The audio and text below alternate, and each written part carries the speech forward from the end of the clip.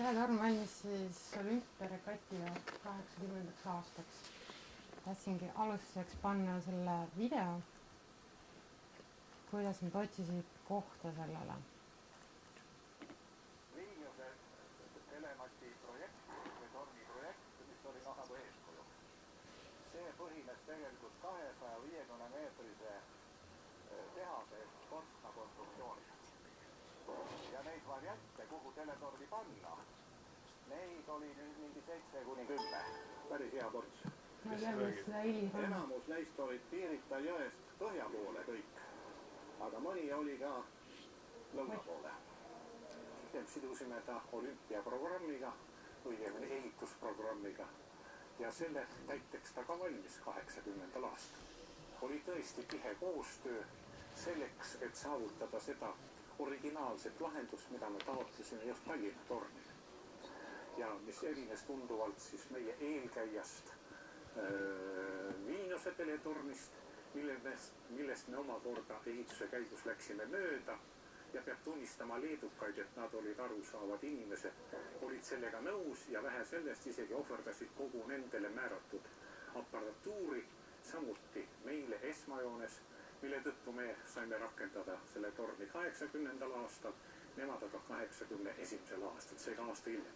Tutvusime Belgradiga, tutvusime Eiffeli torniga, tutvusime Londoni, Berliini, Stockholmi, Helsingi, kõik see, muidugi Moskva, tolle aja suure torniga ja tema 7. taeva restoraniga. Ja püüdsime neid asju siin kõik, nagu öeldakse, juurutada, aga juba Eesti mastaapide kohaselt, mitte enam, nagu öeldakse, üle pakkudes neid ja ka mitte korrates neid, mida me nägime.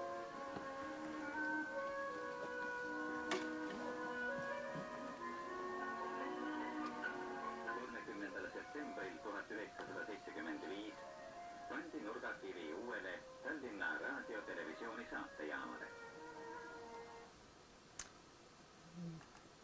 Ühesõnaga, meie tegime Koko büroo poolt rekonstruktsiooni sellele Gruusia arhitekti poolt projekteeritud hoonele.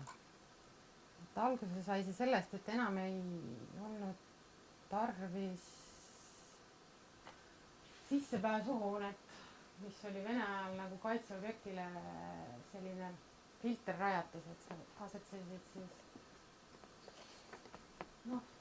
passikontroll ja sõjaväelased. Ja mõte oli siis, et oli vaja lammutada see kaitserajatis ja pluss neil oli ka probleeme selle endise välibasseiniga, et ma ei tea, erinevatel põhjustel nagu seda igal juhul täitnud. Ja tekkis ka selline mõte, et ta võiks olla torm võiks olla kohe näha, kui sa tuled, aga sissepääsud olid seni olnud varikatustavad, ilusad ümarad varikatused, väga ilus betoonivorm. Ja siis sestap saigi mõeldud, et võib-olla see kaldtee, et kui sa lähened teletornile, võiks olla nagu hea mõte, sest sissepääs asub siiski teisel korrusel. Esimesel korrusel asuvad leviruumid ja osad seadmed. Nüüd on neid seadmeid kõvasti kärbitud, sest et tehnoloogia on arenenud, need ei ole enam nii palju vaja. Sellest ka see 22. korruse avamine, et eelnevalt on olnud täiesti seadmeid täis. Igasuguseid saatjaid ja seda ka kaitsti siis 91. aastal.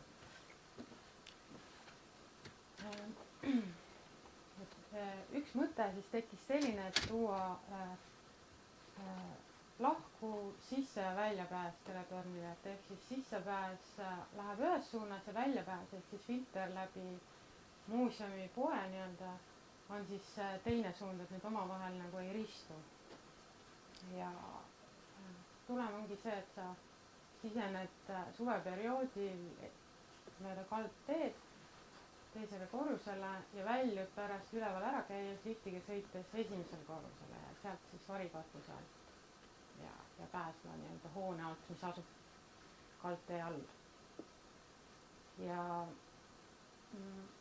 miks on see, et suvel ainult pääseb sealt kaldteest, on see, et tegelikult teletorni küljes on erinevad trossid, mis aitavad seda ülemist tippu nagu paigal hoida ja nende külge tekivad talvel jääpurikad ja inimestel on lihtsalt oht selle jääkamakaga vastu pead saada, et kui auto piisavalt lähedale parkida, siis ta lööb katusesse augu või lölli.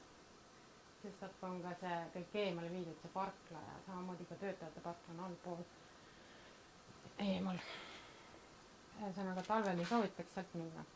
meie mõte oli nagu, ma ei oska, kuidas ma seletan, et sektoriaalselt kuidagi poolitada see maapind, et jookseb nagu alt üles ehk siis ümber teletorni, aga see meil mõningate reservatsioonidega, kuna ikkagi pääslahoonet oli vaja nii-öelda või pääslaosa jäi liiga väikseks, sest leviraseadmed siiski võtavad hoones nii palju ruumi, siis on see, et kaldtee on natuke üleval, aga algne mõte oli see, et see sektoriaalselt tõuseb üles niimoodi. Selle osa peale, mis on nagu tõstetud muruväljaks, siia nagu autoga päris sõita ei tohi, küll aga võib siin kõndida.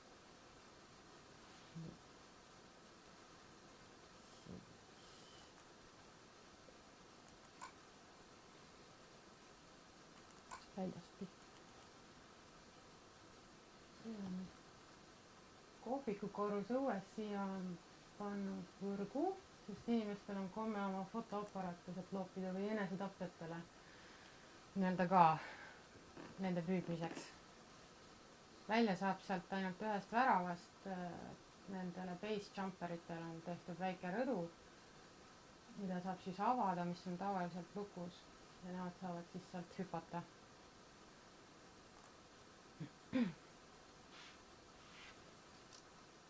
kaldtee pealt siis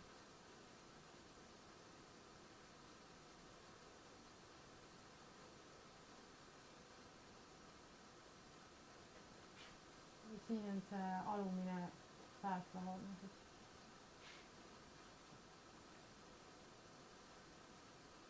Ja varikatused siis talvel jääkamakate kaitsjaks. algne mõte oli siia panna ka nii-öelda purskkaev, mis jookseb mööda klaaskatust, aga selle sõlmede teostus oleks läinud liiga keeruliseks.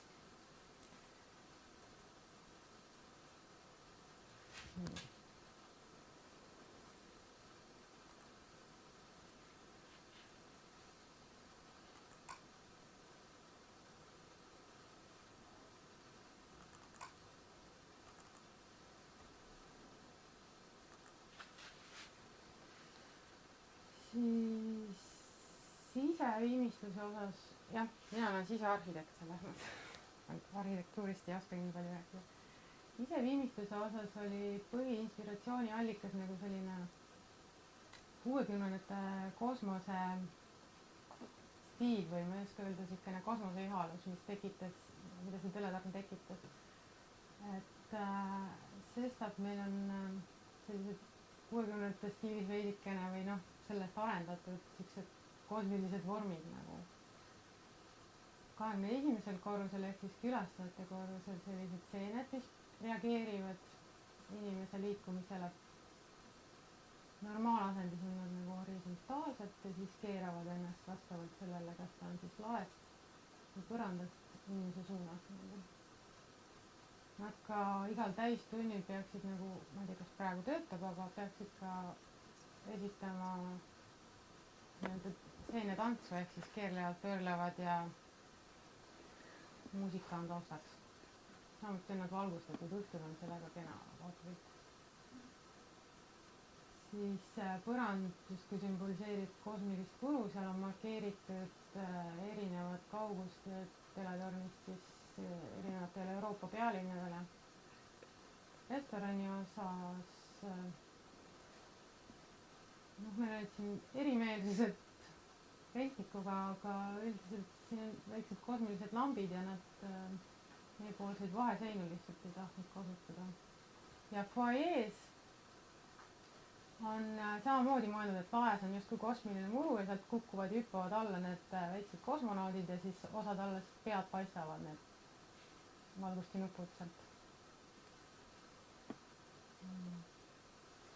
Miks üldse teletorn kunagi kinni pandi, oli see, et ta ei vastanud Euroopas kehtivatele evakuatsiooninõuetele, ehk siis trepp, mis teletornist alla toob, et see on, kas see oli 80 sentimeetrit lai ja sestap see pandi kinni.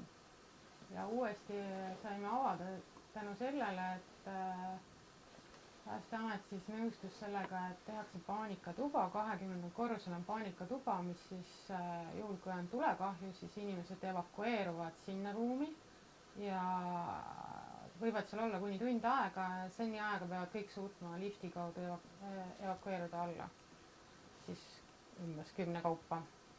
Tornis tohib viibida ainult 150 inimest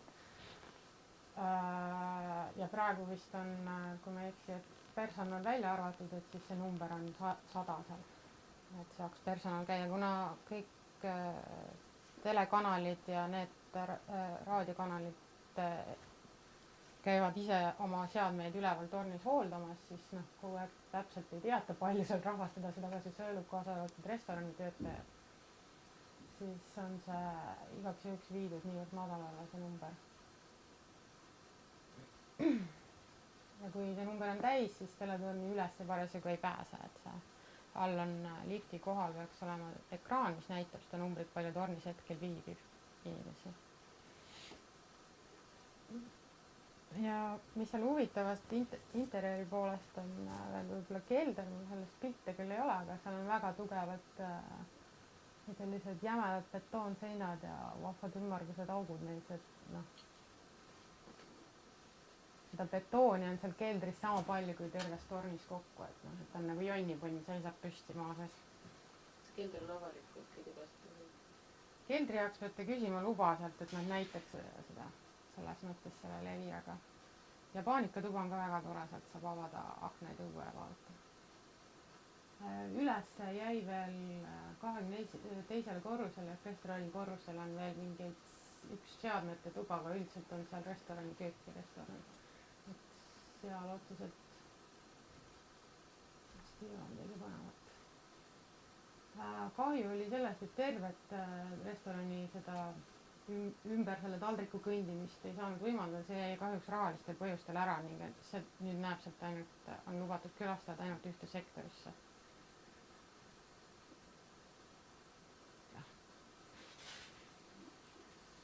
Ja rohkem rääkida. Keeruline oli see võib-olla ehitus, ma panen ühe ehitusklipi, kuidas see käis, et kogu põrand valati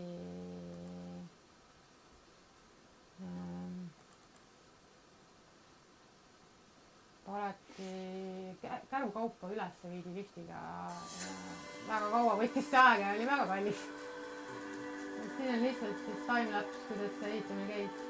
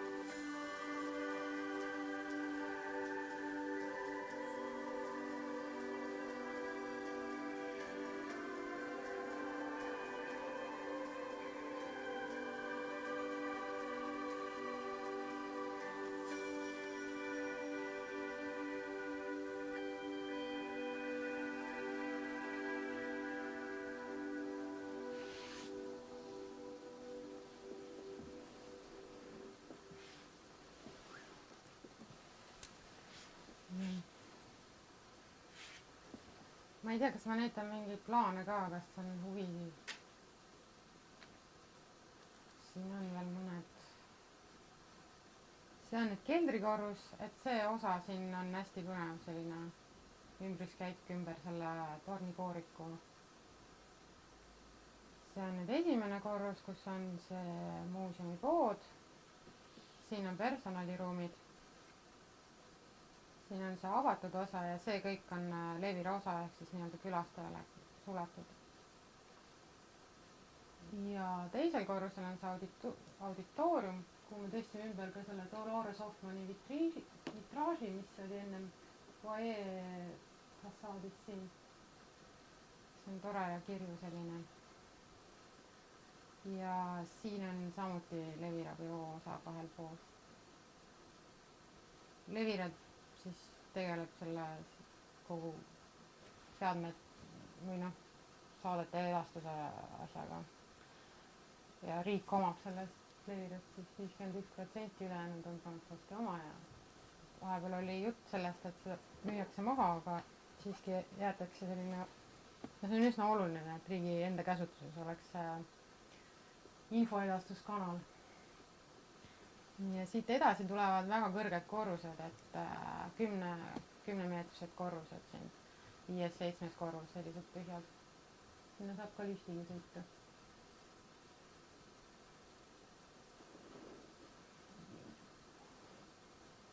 Ja see on alles, siin on paanikatuba.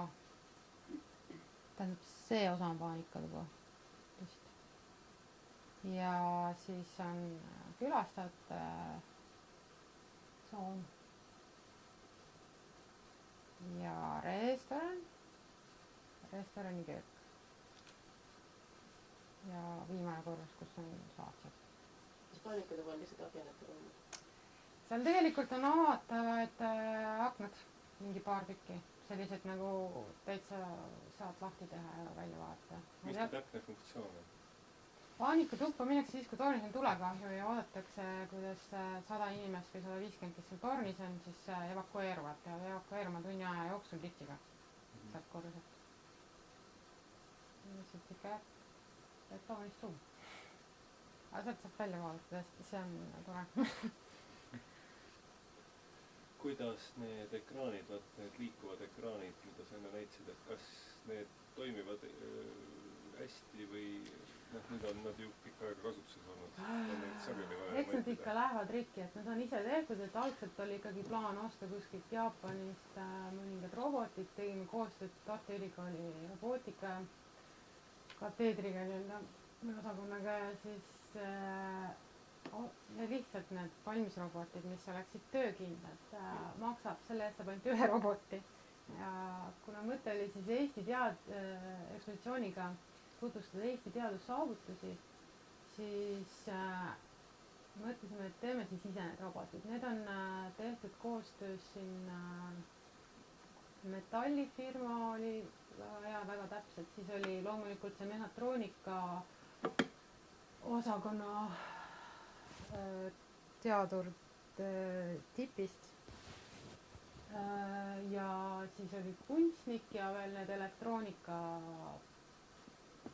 tegijad, ma ei tule praegu firma meelde, aga siin oli väga suur meeskond ja väga pikaajaline protsess, et kõik need töötaks, aga need jupid ikkagi kuluvad ja teletornil on ka jagelus nagu pooleli, et kas nendele kehtib garantii või ei kehti ja kuidas neid juppe peaks ostma, et kas kellegi teiselt saaks veel juppe, mis kuluvad ja nii edasi. Et sest võib olla, et nad kõik ei tööta niimoodi lihtsalt, et see on nagu rahas alati kinni, et varuosasid ja teenindust nagu tagada, et kauplevad seal. Aga ma arvan, et see katse siiski oli nagu edukas selles mõttes teha sellist asja ise, et see ikkagi põhimõtteliselt töötab, kui need rahalised nüansid kõik oleks ületatavad. Ja põranda aknad ka, need, mis on, osad on vist 4-5-6 ja need on need mullid siin sellised. Need osadel on siis lülitid, et see on samuti siis koostöös Tipi teadurite Andres Klaasi firmaga, et saades elektriimpulsi läheb siis see mattklaas nagu läbipaistvaks. Ja siis saab seal peal trampida ja vaadata 70 meetrit allpool olevat teise korruse katust. 170. Väga tänud. On veel küsimusi? Aga